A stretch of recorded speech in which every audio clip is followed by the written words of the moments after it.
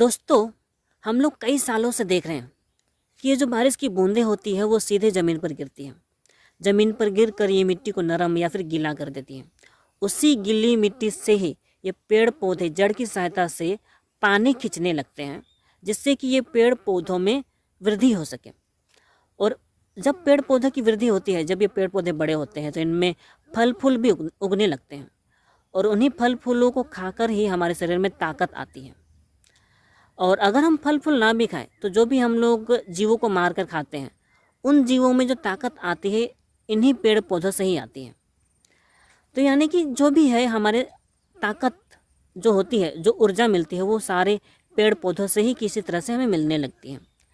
हम आम आदमी इस विषय में ना सोचें कि इन पेड़ पौधे में ताकत आती कहाँ से है, कहाँ से जमा होता है या फिर कैसे जमा होता है। लेकिन साइंटिस्ट लोग इस विषय में ऐसे नहीं सोचते। जो भी वैज्ञानिक लोग हैं इसमें आराम से सोचते हैं कि इन पेड़ पौधों में कहाँ से आई है ताकत, कैसे जमा हुई है ताकत। तो हम आम आदमी भी अगर इस विषय में सोचने लगे या फिर इसका जवाब ढूंढ सकें तो हमें आसानी से जवाब मिल जाएगा। और अगर हम जवाब ढूंढ सकें तो हम लोग भी वो साइंटिस्ट या फिर वैज्ञानिक बन सकते हैं। तो आज मैं आप लोगों को ये बताऊंगा कि वैज्ञानिक लोग कैसे सोचते हैं, या फिर ये विज्ञान की शुरुआत कैसे हुई, या फिर विज्ञान की पढ़ाई कैसे किया जा सकता है, या फिर कैसे इसकी पढ़ाई शुरू करनी चाहिए। उसी विषय में आज हम थोड़ी सी चर्चा करेंगे। तो मैं विक्रम मुंडा स्वागत करता हूं आपका इस चैनल पर, जिस चैनल का नाम है एडुकॉम साइट। और दोस्तों, मैंने पिछली बार इसके ऊपर एक वीडियो बनाया था कि परिभाषा कैसे बना सकते हैं।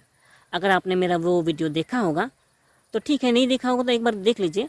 वो वीडियो देखने के बाद ही आपको ये वीडियो शायद अच्छी तरह समझ में आएगा कि हम विज्ञान की पढ़ाई कैसे शुरू कर सकते हैं। तो चलिए फिर शुरू करते हैं। वैसे अगर हमें विज्ञान के बारे में जानना है विस्तार से, तो हमें पहले ये जानना होगा कि विज्ञान आखिर होता क्या है, या फिर विज्ञान किसे कहते हैं। बचपन से हमने शायद विज्ञान की परिभाषा पढ़ी है या फिर याद किया होगा, लेकिन उतना अच्छा से याद नहीं होता है या फिर हम लोग भूल चुके होंगे, है ना। विज्ञान की परिभाषा इसीलिए याद नहीं होती है क्योंकि हम उसे सही ढंग से समझ के नहीं पढ़े हैं, या फिर उसमें जो शब्द इस्तेमाल होते हैं उससे हम नहीं समझे हैं। मेरे पास जो विज्ञान की परिभाषा है उसमें 3 शब्द ऐसे हैं जो शायद समझ में ना आता हो, है ना। जैसे कि प्राकृतिक घटनाएं, दूसरा शब्द है क्रमबद्ध, तीसरा शब्द है सुव्यवस्थित। अब प्राकृतिक घटना तो ये आता है, अब पता ही है कि ये होता क्या है।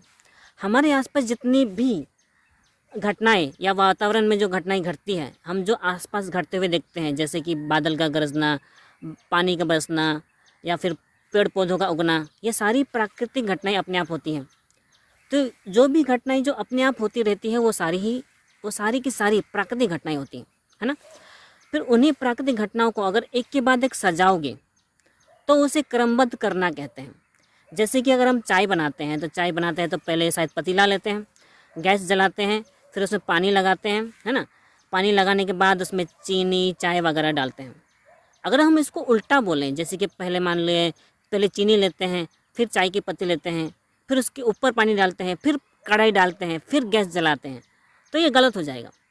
आपको चाय बनाने का क्रम क्या पता है कि पहले तो गैस जलाएंगे या फिर आग जलाएंगे, फिर उस पर पतीला चढ़ाएंगे, फिर पानी चढ़ाएंगे, ऐसे है ना। तो क्रमबद्ध कहने का मतलब है कि उसको एक के बाद एक सही ढंग से लगाना। अगला शब्द है सुव्यवस्थित। सुव्यवस्थित करने का मतलब है किसी भी चीज़ों को सही ढंग से सजाना। जैसे कि आप अपने घर में जब किताबों को सजाते हैं या फिर किसी भी चीज़ को सजाते हैं तो सही ढंग से सजाते हैं ना। तो उसी तरह से तो किसी भी लाइन को या फिर किसी भी शब्दों को सही ढंग से एक के बाद सही ढंग से सजाना, वही होता है सुव्यवस्थित करना, है ना। तो अगर ये मतलब समझ में आ गया हो तो आपको विज्ञान की परिभाषा अब समझ में आ सकती है ना। तो विज्ञान की परिभाषा कुछ इस तरह से है। किसी भी प्राकृतिक घटनाओं को क्रमबद्ध एवं सुव्यवस्थित करने पर जो ज्ञान प्राप्त होता है, या जिस प्रकार का भी ज्ञान प्राप्त होता है, उसे ही हम विज्ञान कहते हैं। तो ये परिभाषा मुश्किल है नहीं। अब इसका एक उदाहरण देते हैं। अगर हम बारिश होने की बात करें तो बारिश कैसे होती है। तो पहले तो जब धूप होती है, धूप से, सूरज से रोशनी पड़ती है पानी पर, जिससे कि पानी गर्म हो जाता है। पानी गर्म होने के बाद उससे जो भाप या वाष्प निकलते हैं, है ना, हल्की बूंदों में जो निकलता है वो ऊपर जाता है, वो हल्का होकर ऊपर जाता है, फिर वो बादल बनते हैं। बादल बनने के बाद जो भारी हो जाता है तब जाके वो बारिश होती है। तो ये है बारिश होने की घटना, ऐसे होती है। तो क्रमबद्ध से क्या है कि पहले तो पानी गर्म होता है सूरज की गर्मी से, उसके बाद वो भाप ऊपर जाता है ना। तो ये क्रम सही ढंग से सजा कर बोला गया है। तो आपको इस लाइन में समझ में आता है कि विज्ञान कैसे होता है या फिर किसे कहते हैं। तो विज्ञान की यही परिभाषा है, आप आसानी से याद कर सकते हैं। तो वे सारी प्राकृतिक घटनाएं जिन्हें हम क्रमबद्ध एवं सुव्यवस्थित करने पर जो ज्ञान प्राप्त होता है, उससे ही हम विज्ञान कहते हैं। दोस्तों, अभी तक तो हम ये जान चुके हैं कि विज्ञान किसे कहते हैं। जैसा मैंने परिभाषा में कहा ना कि प्राकृतिक घटनाओं को क्रमबद्ध एवं सुव्यवस्थित करने पर, तो प्राकृतिक घटनाएं जो भी देखते हैं ना, वो सारी घटनाएं हमारे आसपास की चीज़ों में होती हैं। और हमारे आसपास चीज़ें कहने से दो तरह की हैं, एक सजीव, दूसरा निर्जीव। सजीव कहने से वो चीज़ होती है जिनमें जान होते हैं, है ना, जो सांस लेते हैं, है ना, या फिर सांस ना भी लें लेकिन उनमें जान होनी चाहिए, तो वो सजीव है। लेकिन अगर उनमें जान नहीं है तो वो निर्जीव है ना। तो सजीव और निर्जीव के आधार पर हमारे आसपास दो तरह की चीज़ें हैं। तो इन्हीं दो तरह की चीज़ों के आधार पर उनका जो ज्ञान होता है, उनके ऊपर जो घटनाएं होती है, वो दो अलग अलग चीज़ें होती हैं। मतलब दो तरह की वस्तु में दो अलग अलग घटनाएं होती हैं, सजीवों में अलग होती हैं, निर्जीवों में अलग होती हैं, है ना। तो इसीलिए विज्ञान को दो भागों में मुख्यतः बांटा गया है। तो पहला, जिनमें जान नहीं होता है उन्हें जड़ विज्ञान या फिर पदार्थ विज्ञान कहते हैं।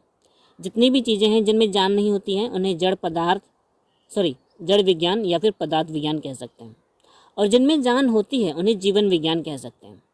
तो जो भी चीज़ें हम निर्जीव चीज़ों के ऊपर सीखते हैं या निर्जीव चीज़ों के ऊपर ज्ञान प्राप्त करते हैं, उनके ऊपर जो घटनाएं होती हैं या उनसे जुड़ी जो भी चीज़ें हमें प्राप्त होती है, वो जड़ विज्ञान या फिर पदार्थ विज्ञान कहलाता है। लेकिन अगर हम लोग सजीव चीज़ों के बारे में जानना चाहें या फिर सजीव चीज़ें कैसे पैदा होती है या फिर कैसे बढ़ते हैं, कैसे वो बड़े होते हैं, फिर उनका ख़त्म कैसे होता है या फिर शेष कैसे हो जाता है, तो वो सारी ही सजीव चीज़ों पर होती हैं, तो उन्हें ही हम जीवन विज्ञान कह सकते हैं। अगर कहीं सवाल आता है कि विज्ञान की कितनी शाखाएं हैं, तो मुख्यतः आप कह सकते हैं कि विज्ञान की दो शाखाएं हैं।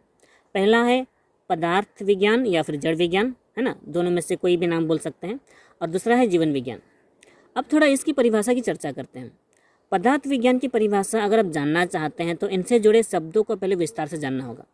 सबसे पहले इनका जो भौतिक गुण होता है और रासायनिक गुण होता है। तो पहले जानना होगा कि भौतिक गुण और रासायनिक गुण आखिर होता क्या है। अगर आप किसी वस्तु को देखें, जैसे कि कोई पत्थर को अगर आप देखें तो उसकी लंबाई होती है, चौड़ाई होती है ना। फिर उसका वज़न भी होता है, उसकी मात्रा भी होती है, उसका आयतन भी होता है। आयतन कहने का मतलब कि कोई भी चीज़ जितना जगह वो ले सकता है वो उसका आयतन होता है ना। जैसे कि एक गिलास में आप जितना पानी भरेंगे, एक गिलास में पानी भरने के लिए, तो जितना पानी भरेंगे तो वो जितना पानी जगह ले रहेगा ना गिलास के अंदर, जितना वो जगह लिया रहेगा वही उसका आयतन कहलाता है। ठीक है। तो पदार्थ के वो सारे गुण जो बाहर से दिखते हैं, वो सारे गुण जो बाहर से ही दिखते हैं, है ना, वो उनके भौतिक गुण कहलाते हैं। जैसे कि किसी की लंबाई चौड़ाई आप बाहर से नाप के बोल सकते हो, किसी का वजन आप उठा के बोल सकते हो, किसी का रंग रूप आप उसे देख के बता सकते हो, उसका आकार वो किस तरह का है, गोल है, मटोल है, ये सारे गुण आप उसे देख के बता सकते हो। ये सारे गुण भौतिक गुण कहलाते हैं।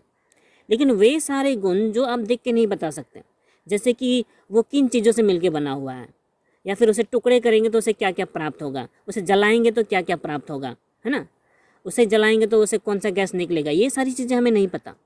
तो ये उसका रासायनिक गुण होता है। तो भौतिक गुण और रासायनिक गुण में ये छोटा सा अंतर है। तो आपको समझ में आ गया कि भौतिक गुण और रासायनिक गुण क्या है। तो अब ये सवाल आता है कि ये पदार्थ विज्ञान या जड़ विज्ञान होता क्या है। ठीक है। तो इसकी परिभाषा मुश्किल है नहीं। विज्ञान की वह शाखा, ध्यान से सुनिएगा, विज्ञान की वह शाखा जिसमें पदार्थ तथा ऊर्जा एक तरह से जो ताकत होती है ना, वो सब पदार्थ तथा ऊर्जा के भौतिक एवं रासायनिक गुणों का विस्तृत अध्ययन किया जाता है। ध्यान से सुनिएगा, पदार्थ तथा ऊर्जाओं के, ठीक है, पदार्थ तथा ऊर्जाओं के भौतिक एवं रासायनिक गुणों का अध्ययन किया जाता है, उससे ही हम पदार्थ विज्ञान या फिर जड़ विज्ञान कह सकते हैं या फिर कहते हैं। अब सवाल ये है कि जीवन विज्ञान किसे कहते हैं। जीवन विज्ञान की परिभाषा मुश्किल है नहीं, ध्यान से सुनिएगा। विज्ञान की वह शाखा विज्ञान की वह शाखा जिसमें सजीवों की उत्पत्ति, संरचना, उनके विभिन्न अंगों के भिन्न भिन्न भाग एवं उनके कार्यों का जिसमें वर्णन मिले। ठीक है, विज्ञान की वह शाखा जिसमें सजीवों की उत्पत्ति, संरचना, उनके विभिन्न अंगों के भिन्न भिन्न भाग एवं उनके कार्यों का वर्णन मिले, उन्हें ही हम जीवन विज्ञान कहते हैं। उनके विभिन्न अंगों के भिन्न भिन्न भाग वो समझना मुश्किल है नहीं, तो क्योंकि हम सजीव हैं, हमारे भिन्न भिन्न अंग होते हैं, जैसे हाथ हैं, पैर हैं, फिर उनके कार्य, मतलब हाथ के जो कार्य अलग होते हैं, पाँव के कार्य अलग होते हैं, हाथों से हम पकड़ते हैं, पाँव से चलते हैं, है ना। इसीलिए परिभाषा में ये कहा गया है, विभिन्न अंगों के भिन्न भिन्न भाग एवं उनके कार्यों का जहाँ पे वर्णन मिले उसे ही हम जीवन विज्ञान कहते हैं। इस परिभाषा में दो और शब्द हैं जिसका मतलब जानना जरूरी है। इसमें एक शब्द है उत्पत्ति और दूसरा शब्द है संरचना। उत्पत्ति का मतलब है कोई चीज़ जहाँ से वो उत्पन्न होता है, यहाँ पर, या फिर जहाँ से वो बनता है, या फिर जहाँ से वो पैदा होता है, तो वो उसका उत्पत्ति होता है या फिर पैदा होना होता है। और इसका दूसरा शब्द है संरचना। संरचना यानी कि उसकी बनावट कैसी होती है, उसका आकार कैसे होता है, तो उसके विषय में अगर हम विस्तार से जानते हैं तो वो संरचना कहलाता है, या फिर वो कैसे बना हुआ है ना, तो उसके विषय में, या फिर कैसा बना हुआ है, किस तरह का बना हुआ है, वही उसका संरचना है। तो ये दोनों शब्दों का अगर मतलब समझ में आता है तो आपको परिभाषा आसानी से याद हो सकता है। अगर आप लोग अपने आसपास देखते हैं तो आपको अपने आसपास दो तरह के जीवन देखने को मिलते हैं। पहला जीवन जो ज़मीन पे उगता हुआ आपको मिलता है, दूसरा जीवन जो ज़मीन में उगता नहीं है बल्कि प्रजनन की क्रिया द्वारा वंश वृद्धि करता है ना। यानी कि जीवन विज्ञान को दो भागों में बांटा जा सकता है। पहला होता है जंतु विज्ञान, दूसरा होता है वनस्पति विज्ञान। तो जंतु विज्ञान किसे कहते हैं और वनस्पति विज्ञान किसे कहते हैं, इसकी परिभाषा ध्यान से सुनिएगा। देखिए, मुश्किल नहीं है, यानी कि जो भी जंतु आप अपने आसपास देखते हैं, जैसे कि जो भी जानवर होते हैं या फिर इंसान, है ना, जो जल फिर सकते हैं, जैसे कि तितलियाँ, भंवरे, पंछी, कुत्ता, गधा, घोड़ा, ये सारे, या फिर गाय, बकरी, शेर, ये सारे जंतु विज्ञान में आते हैं। चींटियाँ भी जंतु विज्ञान में आते हैं, है ना, सारे के सारे। दूसरा जो पेड़ पौधे होते हैं वो सारे के सारे वनस्पति विज्ञान में आते हैं, है ना। तो इन्हीं के बारे में विस्तार से बताते हैं। सबसे पहले बताते हैं कि वनस्पति विज्ञान किसे कहते हैं। ठीक है, तो विज्ञान की वह शाखा जिसमें पेड़ पौधों की संरचना तथा उनके अंगों एवं उनके विभिन्न जैविक क्रियाओं का अध्ययन किया जाता है, उसे ही जीवन विज्ञान कहते हैं, वनस्पति विज्ञान कहते हैं। फिर से बोलते हैं, ठीक है, विज्ञान की वह शाखा, ठीक है, विज्ञान की वह शाखा जिसमें पेड़ पौधों की संरचना, उनके विभिन्न अंग तथा उनकी जैविक क्रियाओं का अध्ययन किया जाता है, उन्हें ही हम वनस्पति विज्ञान कहते हैं। तो ये मुश्किल नहीं है। ठीक है, अब समझते हैं जंतु विज्ञान कैसे कहते हैं। विज्ञान की वह शाखा जिसमें, ध्यान सुनिएगा, विज्ञान की वह शाखा जिसमें विभिन्न जंतुओं की रचना, ठीक है, विज्ञान की वह शाखा जिसमें विभिन्न जंतुओं की रचना तथा उनके जीवन चक्र तथा उनकी जैविक क्रियाओं का एवं उनकी जैविक क्रियाओं का अध्ययन किया जाता है, उन्हें ही हम जंतु विज्ञान कहते हैं। एक बार फिर से, ठीक है, विज्ञान की वह शाखा जिसमें विभिन्न जंतुओं की रचना, जीवन चक्र तथा उनके जैविक क्रियाओं का अध्ययन किया जाता है, उन्हें ही हम जंतु विज्ञान कहते हैं। देखिए, दोनों ही परिभाषा सेम जैसे ही हैं, ठीक है, और दोनों ही परिभाषा मुश्किल है नहीं।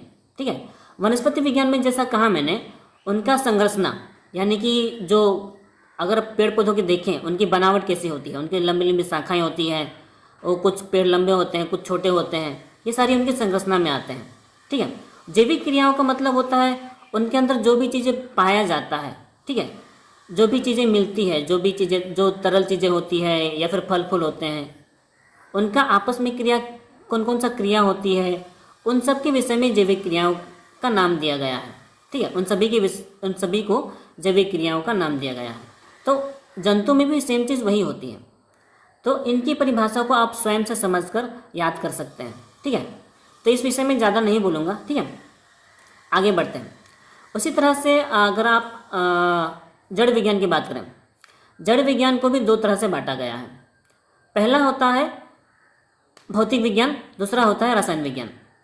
जैसा मैंने समझाया था, ठीक है, जड़ पदार्थ के दो तरह के गुण होते हैं, एक भौतिक गुण, दूसरा रसायन गुण। ठीक है, तो उन्हीं गुणों के आधार पर ही इन्हें दो तरह से बांटा गया है। भौतिक विज्ञान और रसायन विज्ञान की परिभाषा थोड़ा विस्तार से जानते हैं। सबसे पहले मैं आपको बताता हूँ कि रसायन विज्ञान किसे कहते हैं। विज्ञान की वह शाखा जिसमें जड़ पदार्थों के आंतरिक संरचना, संगठन एवं उनमें होने वाले पारस्परिक अभिक्रियाओं का अध्ययन किया जाता है, उन्हें ही हम रसायन विज्ञान कहते हैं। अब देखिए इनके परिभाषा में क्या है। इनके परिभाषा में सबसे पहले है आंतरिक संरचना। आंतरिक संरचना से मतलब होता है किसी भी पदार्थ का जो भीतर की जो बनावट होती है ना, उसे ही आंतरिक संरचना कहते हैं। दूसरा शब्द है संगठन। ठीक है, तो संगठन शब्द मुश्किल तो है नहीं। संगठन का मतलब होता है कि ये किन किन चीज़ों से मिलकर बना होता है, कोई भी पदार्थ किन किन चीज़ों से बना होता है, या फिर वो किसी और चीज़ से प्रतिक्रिया करके क्या क्या बना सकता है, उसे ही हम संगठन कहेंगे। ठीक है, तीसरा शब्द है पारस्परिक अभिक्रियाएं, यानी कि किसी दूसरे वस्तु के साथ या फिर दूसरे पदार्थ के साथ जो इनका जो रिएक्शन होता है या फिर जो प्रतिक्रियाएं होती हैं, उसे ही हम पारस्परिक अभिक्रियाएं कहते हैं। पारस्परिक का अर्थ होता है एक दूसरे से, यानी कि एक दूसरे से जो प्रतिक्रियाएं होती हैं पदार्थों में, उन्हें ही हम पारस्परिक अभिक्रियाएं कहते हैं। ठीक है, समझ में आ गया? तो एक बार फिर से बोलते हैं। ठीक है, विज्ञान की वह शाखा जिसमें जड़ पदार्थों के विज्ञान की वह शाखा जिसमें जड़ पदार्थों के आंतरिक संरचना, संगठन तथा पारस्परिक अभिक्रियाओं का अध्ययन किया जाता है, उन्हें ही हम रसायन विज्ञान कहते हैं। ठीक है, अब समझते हैं भौतिक विज्ञान किसे कहते हैं। ठीक है, विज्ञान की वह शाखा जिसमें जड़ पदार्थों के, ध्यान से सुनेगा, विज्ञान की वह शाखा जिसमें जड़ पदार्थों के भौतिक गुण तथा उस पर प्रभाव डालने वाले, ध्यान से सुनेगा, विज्ञान की वह शाखा जिसमें जड़ पदार्थों के भौतिक गुण या बाह्य गुण तथा उस पर प्रभाव डालने वाले प्राकृतिक ऊर्जाओं जैसे प्रकाश, ऊष्मा तथा विद्युत का अध्ययन किया जाता है, उससे ही हम भौतिक विज्ञान कहते हैं। यानी कि भौतिक विज्ञान ज़्यादा मुश्किल है नहीं। जो जैसे कि भौतिक विज्ञान जैसे कि उसके गुणों के आधार पर जो होता है, जैसे मैंने बताया था, जो पत्थर की लंबाई चौड़ाई होती है ना, तो उनमें जो प्राकृतिक ऊर्जाओं का जब प्रभाव डालता है, प्राकृतिक ऊर्जाओं का जब उस पर असर पड़ता है, तो उन पर कुछ ना कुछ परिवर्तन आता है। इसीलिए वो उनके भौतिक गुणों में थोड़ा कुछ ना कुछ परिवर्तन आ ही जाता है। ठीक है, तो इसीलिए इसकी परिभाषा में ये डाला गया है कि विज्ञान की वह शाखा, ठीक है, विज्ञान की वह शाखा जिसमें जड़ पदार्थों के भौतिक गुण तथा उस पर प्रभाव डालने वाले प्राकृतिक ऊर्जाओं का हम अध्ययन कर रहे हैं, है ना। प्राकृतिक ऊर्जा जैसे कि प्रकाश, ऊष्मा तथा विद्युत, ये सारी चीज़ें प्राकृतिक ऊर्जा होती हैं। तो इन्हीं चीज़ों के प्रभाव से उनके भौतिक गुणों में कुछ न कुछ प्रभाव आता रहता है। ठीक है, जैसे कि पानी का जो एक गुण होता है गर्म या ठंडा होना, है ना। तो जब हम उसमें ऊष्मा देते हैं या फिर गर्म करते हैं उससे, तो गर्म हो जाता है, ठंडा से गर्म हो जाता है। तो वो उसका भौतिक गुण है, उसका ठंडा होना वो भौतिक गुण है, गर्म होना भी भौतिक गुण है। तो इतना तो समझ चुके हैं कि किसी भी पदार्थ का जो भौतिक गुण होता है ना, जैसे कि उसका लंबा, चौड़ा, ऊंचा, दबाव, है ना, उन्हीं भौतिक गुणों के आधार पर जो भी हम अध्ययन करते हैं वो भौतिक विज्ञान कहलाएगा। और साथ ही साथ उसी पदार्थ का जो भीतर का जो गुण होता है ना, जो उनके रसायन से जुड़ा होता है, या फिर किन चीज़ों से बना हुआ है, या फिर दूसरे वस्तु के साथ क्या क्या बना सकता है, उनके साथ क्या क्या प्रतिक्रिया होगी, है ना, सूरज के साथ, रोशनी के साथ, या फिर ताप देने के साथ क्या क्या प्रतिक्रिया होगी, वो सारे के सारे गुण क्या होते हैं, रासायनिक गुण होते हैं। रासायनिक विज्ञान कहलाता है ना। हालांकि गुण है, रासायनिक गुण होता है, लेकिन उसके ऊपर जो हम विज्ञान सीखते हैं वो रासायनिक विज्ञान कहलाता है या फिर रसायन विज्ञान कहलाता है। ठीक है, तो आज के लिए तो हम इतना ही बताएंगे। और जीवन विज्ञान और जड़ विज्ञान को, ठीक है, और 2 भागों में बांटा गया है। ठीक है, तो उसके विषय में अगली वीडियो में बताऊंगा, क्योंकि अभी ये वीडियो लंबी हो गई है तो अभी नहीं बता सकता। ठीक है, तो अगर आप चाहते हैं कि मेरा वो वीडियो बने तो मेरे इस चैनल को आपको सब्सक्राइब करना होगा। नहीं कर रहे हैं तो कोई बात नहीं, अगर आप चाहते हैं कि ये वीडियो किसी और के लिए भी लाभदायक हो, अगर कोई और भी इस विज्ञान के बारे में जानना चाहता है, ठीक है, विज्ञान को सीखना चाहता है, तो आपको ये मेरा चैनल, मेरे वीडियो को लाइक करके शेयर करना होगा। तो आज के लिए बस इतना ही। वीडियो अच्छी लगी हो तो लाइक, शेयर, सब्सक्राइब कर सके तो करें। ठीक है, तो मिलते हैं अगले वीडियो में, तब तक अपना ख्याल रखें, खुद सीखें और दूसरों को भी सिखाएं।